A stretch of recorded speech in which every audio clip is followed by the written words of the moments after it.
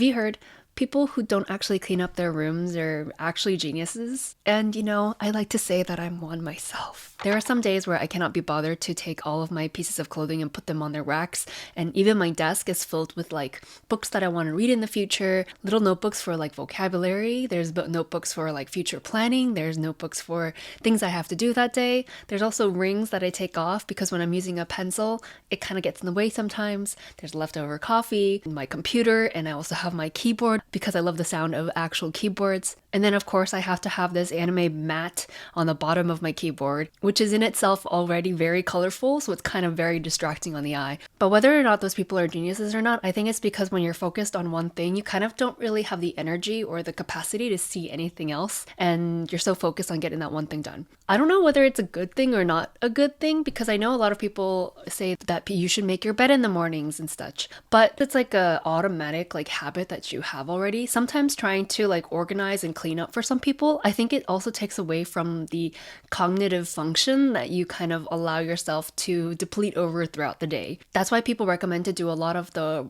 hard work in the morning, things that require more thinking, planning, using more of your brain, because the more and more time passes throughout the day, you have less energy to spend on completing that task. And so maybe that's another reason why people tend to be messy, but who knows? I don't know. Are you guys messy people? Welcome back, guys. It's Nadia. I don't know if you guys can tell, but I cut my hair in a very new layered fashion. It kind of reminds me of Nana. I had been doing short hair for the longest time, but I don't think I've ever had like this kind of a layered cut before. It's always been like very straight or like different lengths. I've done like kind of tassel haircuts, but this is the first time I've done this kind of like extravagant layered cut before. And I also got some of my makeup done today. I actually did a photo shoot, and I thought, it's a waste not to film an extra video with this moneyed payment inserted kind of face. And so here we are with another episode. We have coffee to brew today as well. I have this coffee from Coffee Pirates. It's a Austrian brand. I remember passing by this cafe when I was visiting, but it was like in the middle of winter, and I think it might have been like Christmas season, and so it was actually closed. But my dad recently got this as a gift from someone from his work, and he was like, oh, it's apparently really famous. And I was like, wait, I actually went by this place. But super excited. It was roasted quite a while ago it was roasted on December 23rd, 2025. So it's almost like 2 months. But sometimes when it comes to like lighter roast coffees, I actually really like it very much degassed. This actually was like vacuum sealed, I think, before they brought it over. The air has a little depleted, but nonetheless, I was very surprised at that, because when you're traveling overseas and you're buying beans, this is also a tip. You don't want any air inside. So usually when they have this valve, it's good to be able to cover it up with a sticker. If you can like vacuum seal it and not let any oxygen or air inside the beans, it'll not let the flavors change from the airborne pressure, because that will like really extract and take out, because of that pressure, the flavors and the good stuff of the coffee. So if you've ever noticed that like you have really good beans in one area and then you travel to another place with that coffee, it probably won't taste as good because of that air pressure, which is the biggest, I think. And then, of course, the second is the water. The way that you're extracting it may be the exact same recipe that they recommend you, but if you're not using the same exact water, then it's probably not going to taste the same. Especially here in Korea, the water is a lot more soft versus in Europe where it's more hard. And so trying to adapt to the beans is going to be pretty difficult, just because of the nature of the water that exists in those countries. Typically when I get new beans, before the trial and errors, there's a set recipe that I kind of go to. Another thing that I recommend for a lot of like newbies starting out with coffee and trying to develop their own style, I guess, is to, of course, try a lot of different recipes. But if there's one that you try and apply it to several types of beans and it works out really well, then I recommend just sticking with it. And when you get new beans, use that exact recipe, even though the coffee may actually give you a different recipe to use, the brand, at least the roaster. Try to use that same recipe that you're used to, because that will actually tell you and give you more of an idea of how this coffee is different compared to the beans that you're used to or that you prefer. If it's lighter and you don't feel like it's being extracted enough, it's too watery, of course, then you can adjust. But that'll actually give you a lot more insight on like the situation of the beans and also the style of roasting that the company prefers. And it's also a tactic that I used for brewing competitions as well, is that there's like a specific recipe that we used at the cafe. I was taught to use that recipe that we're used to and then make like mini adjustments, just because the more you do coffee, the more you kind of intuitively start to understand, like, oh, if I use a hotter temperature or if I decrease the grind size, what variable and how big of a difference will that make? For example, like changing the water temperature isn't as drastic of a change as the grind size, at least in my opinion. There's like fine tuning versus like big tuning. I don't know what the word for that is. So this is the Colombia Purple Fruit from Sebastian Ramirez. It's a pink bourbon, but it's 72 hours natural CM, which is carbonic maceration of over 120 hours, and it's a honey process. It's optimized apparently for filter. The flavor notes that are written here are Concord grape, bubble gum, pitaya, blueberry, wild strawberry, and acai. So it's got a lot of berry and also bubble gum. It's also called purple fruit, so probably lots of purple flavors inside. I think there are a lot more baristas who are now talking in more than just the flavor notes that we see on packages. It used to be like oranges, acai, chocolate, things that were on the flavor wheel. But I think more and more people have their own way of expressing their flavors. For example, some people like to talk about colors more. That's another thing that I noticed is in the States, people talk about like, oh, this tastes very red or yellow fruit like. But that's not really an expression that I've seen a lot of baristas use in Korea. So they kind of are more specific about the flavors that they taste, whether it's nuttier or more acidic, and then they'll talk about like their fruits afterwards. But it's not a general like color category, which I found was fascinating in the States. And for me, for example, I like to describe like a particular experience. For example, it tastes like the honey that you have on a camping site. It feels as fresh and refreshing and light, and the acidity is as if you're rafting in the middle of the summer heat with your friends and you're laughing like crazy and you're also panicked and scared and anxious at the same time. That's the kind of coffee that this feels like. So I like to, I guess, give more of an experience, like a whole situation kind of thing when talking about coffee. But I think it's because there was one time that I had a geisha. It was an absolutely delicious Panama geisha Esmeralda coffee that I had. The moment I had that coffee, I was able to imagine myself as this little girl with very long hair, which is weird because I rarely had long hair. She is like 7 or 8 years old, lying in the middle of this huge flower meadow, and there are different colors of lavender, there's pink. It's all pastel-y flower colors. And she's in the middle of the flower meadow, and she has a blanket over her head as if she's hiding. She has a piece of milk chocolate in her hand, and she takes a bite and it kind of like melts in her mouth. Not necessarily like the raw chocolate, but like a very soft piece of chocolate. And it's that moment of the chocolate melting in your mouth, but you're also exposed to all the flowery, florally scents beneath you. And so that image all of a sudden popped into my head as I had that coffee. And say what you will with that kind of experience, but it was just very surprising for me to be able to imagine all of that.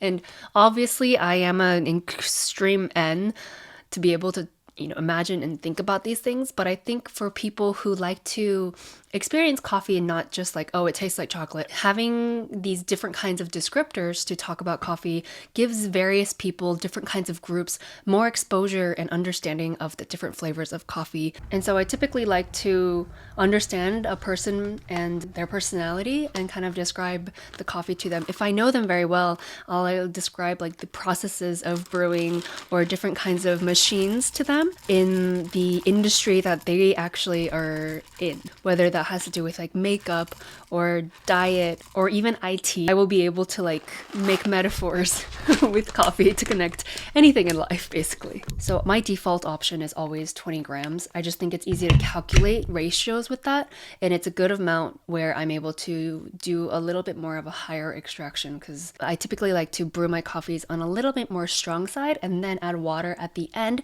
not onto the beans themselves, but to the extracted coffee to adjust the strength of the coffee. We're doing a lot of coffee talk today, huh?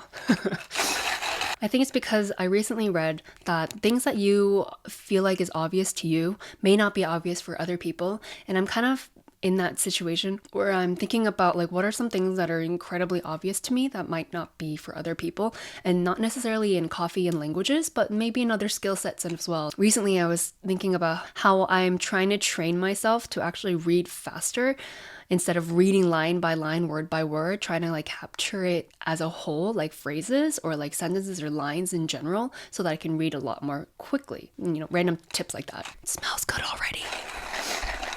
Ooh, it's really bubblegummy. I didn't bring my brush to clean out the bottom, so I'm gonna have to do that after. Also, when I pour water into the filter like this, one thing that's important is not only to wet the paper filter, but also to make sure that the entire paper is stuck to the walls, because it decreases bypass and can really alter the flow of the coffee and therefore potentially cause channeling, potentially cause less extraction. So it's a good rule of thumb to make sure that you're not just wetting the paper, but making sure that the paper is stuck to the entire sides, like the ribs are showing. I don't know if you did that when you were a kid, when you do that like colored pencil thing, that stencil, like you have this like etched paper on the bottom, like the photo indentation is kind of like lifted, and you put a piece of paper over it and you use like a colored pencil or a crayon to like kind of rub all over it, and you get the same image on that piece of paper. I don't know if you've ever done that before, but it reminds me of this process. Let's start brewing. It smells like bubble gum. This is a complete personal preference thing,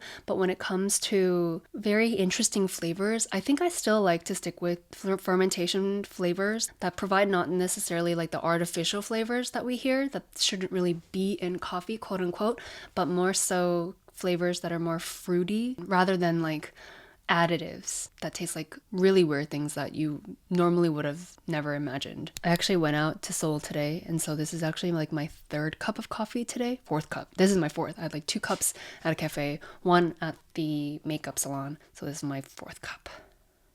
But that's okay, because the big thing is done today. I'm super excited to show you guys the photos. It's a little embarrassing, honestly, but I think it was a fun experience for me to be able to like talk with people in different fields and like kind of get an idea of like the world of like models and actresses and stuff like that. Also, the makeup shop was somewhere that I've been wanting to go to ever since I was in high school and I knew about K-pop. So super excited to share that as well. It was really cool to be able to see that kind of like factory like system for a makeup shop. And within 2 minutes and 30, we are done. That was a pretty fast extraction. I don't know, typically from the smell of this, it's not necessarily like the style of coffee that I absolutely love, but we're still going to enjoy it because all coffee is delicious. Talking about like the messy revenge geniuses thing, another thing that I noticed is that I'm very bad at multitasking. And people say that multitasking isn't actually like a thing. It's kind of like task switching. So instead of like doing several things at once, because your brain technically can't multitask, you're actually just really quickly going between 2 different or 3 different actions at the same time. And I don't know if that's necessarily true. I think to a certain extent people do and can multitask, but I cannot for life. If I'm focused on one thing, I can't even hear other things going on. And one example is if I'm working on something or I'm reading something and my parents call me or like my brother tries to talk to me, I can't hear them at all because I'm just so focused. And I think that's another reason why I didn't do as much pour over style coffee when I did my videos in the very beginning, was because if I needed to talk and also brew coffee at the same time, I wanted to do something where I was focused more on like the movement and looking at the coffee itself rather than looking at the coffee, seeing the time, seeing like the weight as well. It's a very long process. And that isn't to say that the other methods that I do is less discreet or like less detailed. It still requires a lot of practice to be able to like know where you're supposed to be pouring your water at the same time. But I think not being so panicked about like the exact number on the scale, I think helped in developing those talking videos. So that's why I did more of those. And now I'm trying to involve a lot more different kinds of coffees because I'm not just doing the style of videos as I used to in the past. And I wanted to introduce a lot more different brands to you guys in coffee as well. So that's why I'm doing more pour-overs now. But the point of that was basically to say that that's why when I'm making coffee or like pouring it at the end of it, you kind of don't see me doing a lot of like motion stuff and talking at the same time because I can't multitask. So brew the coffee, make the dilution, pour it into the cup, that kind of stuff is typically, for some reason, requires a lot more mental capacity than just doing that and then talking at the same time. Let's try it. It actually tastes a lot more bubblegummy, or it smells more bubblegummy than it actually tastes. The taste of it is more blueberry and acai. It's a lot more toned down. It's like a very summer palette coffee, but I imagine just like frolicking in leaves of in autumn. Like a little boy wearing boots and like there's a huge stack of like fallen leaves of various colors, and this tastes like at least as hot. It reminds me of that kind of scene where like a boy is just frolicking and kicking the leaves, going crazy about in the forest. Can you imagine it? Do you see it? I know that my listeners are pretty fast in their age group, and so there are people that are in their 20s, but there is also people who are in their 40s and 50s listening on as well. And now that I'm hitting the age where like aging is something of concern more and more, there are a lot of things that are solidifying and forming. And so things that are forming are like wrinkles, pain in random joints that I used to never feel pain in. So those are things that are solidifying and forming at the same time. And one other thing has to do with like personality. I was talking to a friend recently, and she was telling me how that my personality is a very like serious type of person. So, like she said the word 진지해, and I typically am someone who is super 진지해 when it comes to like conversations as well. For some reason, I tend to be able to get really deep into conversations. I like to talk about people's dreams and aspirations and like life things, hence why my entire Instagram is basically covered in that kind of stuff.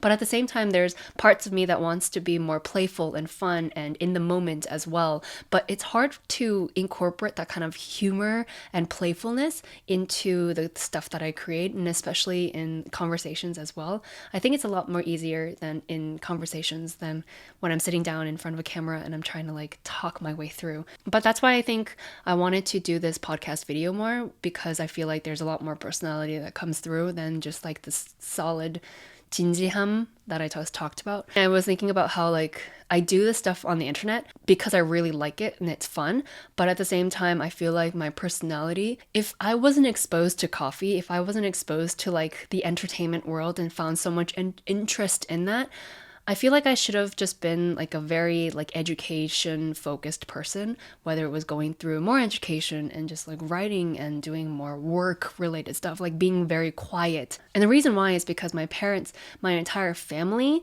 is a history of education. My mom got her master's, my dad has his PhD. My brother is a major in biochem, so he's probably going to go for more education for his career as well, just because of the nature of that field. Whereas for me, I don't think I had a particular question that made me want to pursue education to delve deeper into a research field. But I feel like in terms of personality wise, I found a lot of pleasure and fun in studying and being able to go to school, and I missed being in school for the longest time. I think now I've been out of it enough where now I don't crave it as much because I know how much effort it requires to go back into studying. But that's one more thing that could be an extra skill set that needs to be utilized and implemented in this world of content creation, in this world of doing things online, because I'm sure there are people who don't have this kind of personality and could very much learn from someone like me on how to be more productive in their studying or doing things all at once, being a lot more action forward, but at the same time really pensive. So yeah, I think there are things that trends kind of make us focus on certain things. But at the same time, I feel like following trends or like looking at the way people edit videos, for example, following things that are too trendy sometimes makes you, yeah, it's good, exposure, maybe virality, maybe if you're lucky, there are people who are really going to like you, but you also need to have a lot more personality and doing things that are copies of other people, but at the same time, trying to find newness in that kind of perspective building at the same time is really important as well. Because the deeper you fall into the trap of trying to find trends and feeling bad about like not being as trendy as other people will make you forget the individuality of yourself. Because if you stare at particular content for too long, you'll realize how similar everyone is, and you kind of get to a point of too much content consumption where you're like, everyone looks exactly the same. They're all talking about the same thing. They all have this same kind of format. What's different? And so trying to pull out the things that are different of every single one of these influencers, I guess, or like celebrities that you like and then comparing that and seeing what you can do, not only in like creating content, but also in the work that you do, especially if you're a freelancer as well. But I know last week I talked about combining different skills together where two worlds collide, and I am very well aware that language and coffee are very different fields. And language and coffee, I feel like they both do well, not in terms of like selling the product and like looking good, but it's a lot of like it's a lot of like hidden value, I think, in the two fields. And it's not as straightforward as, for example, a makeup brand where you can see results right away. And that's what I think I always admired about people who are good at singing or dancing, is that it's very straightforward and you can see the changes and differences and admire them like super quickly. But when you see like a barista, until you have their coffee, compare it to maybe other coffees, or if it's like your first really good experience, you aren't going to know what that coffee tastes like. In languages too, it's kind of like just talking and speaking that language, but unless you actually can speak these different languages, it's harder for you to feel that overwhelmed admiration towards it. And I don't know, maybe I'm downplaying these two topics or these two categories because I'm partaking them, and I know that for me, singing and dancing, those are things that have always been very far away from me and things that I always admired in other people. But seeing those two categories, I think that's why last week I was asking you guys also for help on figuring out how I can combine the two together.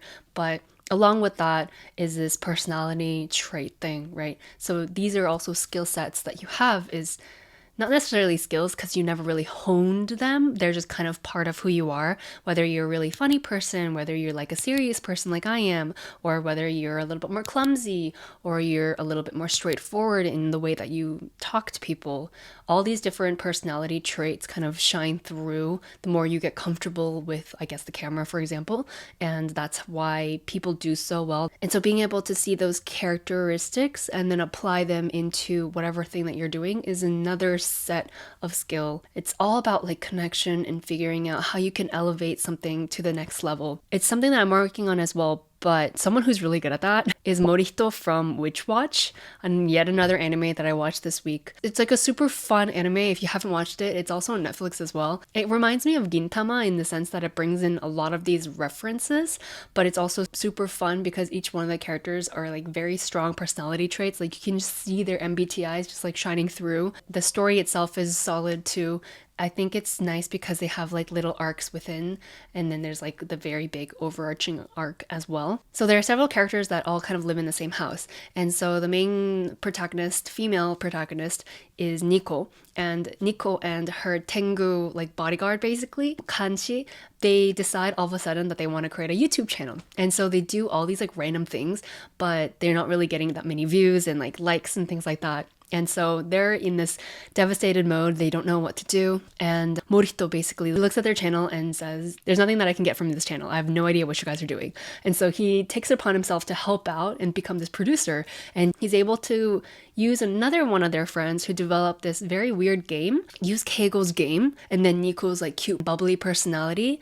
And then Kanshi is like a Kansai comedian style. And so he has really good like tsukomis, which are basically just like comments on things that don't make sense or like funny things. It brings the audience, I think, back to reality kind of comments. And so in the video itself, Nico is playing this game with a green screen and she's like doing all the commentary. She's the only one on screen, and Kanshi's voice is the only one that goes through because the focus needs to visually be on her and the game. I thought it was really interesting to see how third person friends or perspectives can actually really help in becoming the producer of like your own show. So I do think that it's also a very good thing to be able to like ask people around you like what your strong traits are, what kind of traits your friend sees you as. Like for example, for me it's like this chinjihamness where I have like absolutely no humor at all. But you know what? That's okay. But again, the whole point is basically be your own producer, whether it's different skills that you have in your personality traits. Because as I grow older, when I talked about the formation and the solidification, I think personality is something that also becomes a little bit more solid over time. You develop opinions, worldviews, identities that become stronger and stronger the older you get. And that's why grandpas and grandmas are really stubborn, is because they have this like life view and world view that is so deep rooted in them because of the experience that they pile over their years, it's hard to change their mindset and build flexibility compared to when you're in your teens and 20s. You're kind of trying to look at your peers and adapt to things that you like about them, things that you want to become. It's a lot easier to kind of like shape shift into those characteristics. But I think now I see that there are more people who decide, okay, this is the stuff that I like, this is the kind of person that I am, and using that as a base, how can I adapt myself and change my environment so that I can more easily then change the way that I act. So basically, rather than trying to implement these personalities and characteristics, it's more so developing a different environment around you to then change the way you want to act, because you no longer can just kind of shape shift your personality and become a bubbly person after being this like very gloomy person. So instead, how can you change your environment to become more bubbly? Is it through more like outdoor exercises? Are you going to sign up to a kind of like meeting club? Is it like a running club, which is a huge thing in Korea? So you're forcing yourself to adapt and change to become a person that you want to become, rather than just being like, okay, I want to be like that, and just kind of barging into it. And so it takes a lot more effort, I think, to change the environment and change the way you view yourself and become a different person. But I think the biggest thing there is, of course, as long as you have the mindset and the desire to, and the end goal to get to somewhere, I think you'll be able to do it. It's just a matter of trying to adjust a lot more things around you to be able to get to that point. But maybe it was the same when we were younger as well, because they always say that the 5 people around you affect who you are. And even when we're kids, if we have a friend that's kind of like a very outgoing style of personality, we kind of follow them. I had a friend when I was like a tiny little kid. One of my longest friends, I admired her a lot when I was younger. Just really aspired to be her, basically. So if she liked blue, I liked blue. If she liked green, I liked green. If she liked orange, I liked orange. And so orange became the color of my room, which was the worst decision because I kind of came to realize that orange is one of my least favorite colors. If she liked Hilary Duff, I was gonna listen to Hilary Duff. If she liked, art, I wanted to take art lessons as well. There was a lot of things that I think I tried to like copy and follow. In the process, I don't think I knew who I was or like what kind of colors that I liked or anything, because I was so good at pushing down my intuition and pushing down my own thoughts in the process. And so I think there are some risks when you are younger to kind of fully adapt someone else's character into yours. But I think in that process, you realize that like, oh, that kind of stuff is not really me, because 5 years down the line, 10 years down the line, you realize your favorite color is not orange, for example. And you kind of go back to saying, okay, at least this is the one thing that I feel confident that I like. Whether it's a favorite color or whether it's a personality or whether it's a, career, whatever it may be, trying to find these different value sets, ideas that kind of make you you and feel more confident in the stuff that you create in the future, I think is a fun part of life. So I've accepted that I like blue. And I'm going to always go through moments of really enjoying K-pop and really enjoying anime and being an otaku. When I went into college, I thought I was going to be able to hide my otaku-ness. I talk about it a lot now, but when I first got into college, it was the first time I was meeting everyone. I wanted to become this like really chic, cool girl that was super like American. I don't know, less like otaku Asian-ness. And I tried to hide the fact that I liked anime, but there was this one dorm event where one of my friends, he played My Dearest from Guilty Crown, the OST, which is one of my absolute favorite songs of all time, on the piano. And I could not prevent myself from like going up to him and be like, is that from Guilty Crown? And he was like, oh my gosh, you're like the first person who kind of like noticed this song. And so we bonded over that song for the longest time and talked about like what other songs he could play on the piano that were anime songs. And so I blew it very quickly into my freshman year of college. But in that sense, I just think that it's important to not hide things that you might enjoy doing, like your hobbies, things that you find fun and interesting, because the things that you find fun and interesting, the passions that you have in those categories, it doesn't necessarily have to be like, oh, a life career passion. It can literally be this simple thing that you are into whether it's anime or whether it's a particular animal, whatever it may be that you're really obsessed with, like photography, it could be anything. If you kind of just expose that part of you, there will be people like you who will want to talk to you, get to know you, relate to you, and eventually create projects with you. And that's kind of how I did my translation work too, is because I just let my otaku-ness shine on the internet, and I was able to speak to people in that sense. People who create content online too, they're becoming otakus in whatever field they're in, and that's how brands kind of reach out. So nowadays, if you're not putting yourself out there and being crazy about something, whether it's a diet or coffee, people aren't going to know who you are more so. So just being, concrete and steadfast with what you're doing and not kind of pushing yourself out there. It's a hard world to live in nowadays if you just focus on the internal work that you do. Even in fields that require like research, people are still connecting with others. People are still trying to network with more people so that they can build connections and build their worldview of that particular industry. And speaking of networking, I'm going to leave it on this thought. Networking is not a bad term. And I know nowadays I feel like it's a little less so, but when I graduated in the very beginning, and still in Korea today, the idea of networking, and they call it nakasan, which is basically like using someone as a way to get into a particular company or get a particular job because you know someone already there, it has a very bad rep. And I think that it shouldn't, because connections and networking is a skill. And of course, there are people who are just lucky to be either born into it or just have like very good connections with people. But I think it's a skill, and I think it's very important, and it shouldn't be something that is looked down upon or seen badly, because it's essential if you want to grow in any field and develop your own experiences as well. So I know this was a little hectic of an episode, but I think I did go in a circle of talking about very similar topics in general today.